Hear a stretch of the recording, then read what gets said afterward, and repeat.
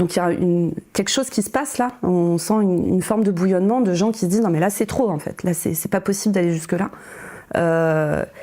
Et du coup il y a cet appel du 10 septembre qui fait très envie parce que on se dit mais combien de temps ça va durer en fait de prendre aussi cher, surtout venant d'un gouvernement qui est aussi peu légitime, tu vois, avec ce qui s'est passé depuis un an, la dissolution de l'Assemblée, le fait que ça a été hyper compliqué de trouver un Premier ministre, le fait que Bayrou en fait gouverne sans majorité.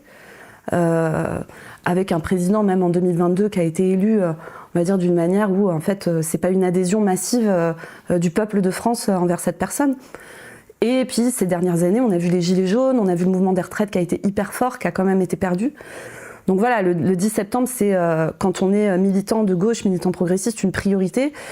Et nous, tu vois, à notre humble échelle, ce qu'on va essayer d'aller expliquer, c'est déjà c'est quoi ces mesures, ce que je viens de faire là rapidement, pourquoi on pourrait faire mieux, quelles autres alternatives on pourrait trouver, et surtout essayer de trouver là où est les forces dans ce pays qui ont envie de dire stop, quoi, qui ont envie de dire on ne veut plus. Nous, c'est une phrase qu'on utilise beaucoup, ça.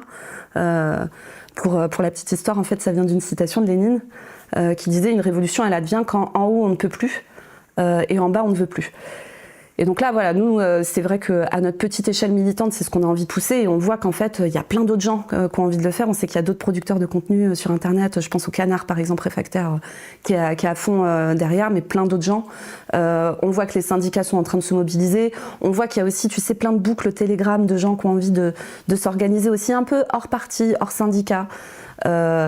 Et donc, ça bouillonne, quoi. Il y a aussi plein de types d'orientations politiques différentes dans ce mouvement.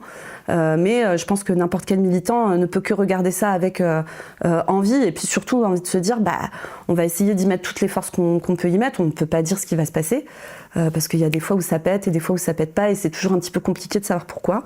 Mais en tout cas, ce qui est sûr, c'est si on veut que ça pète, il faut se donner les moyens que ça pète.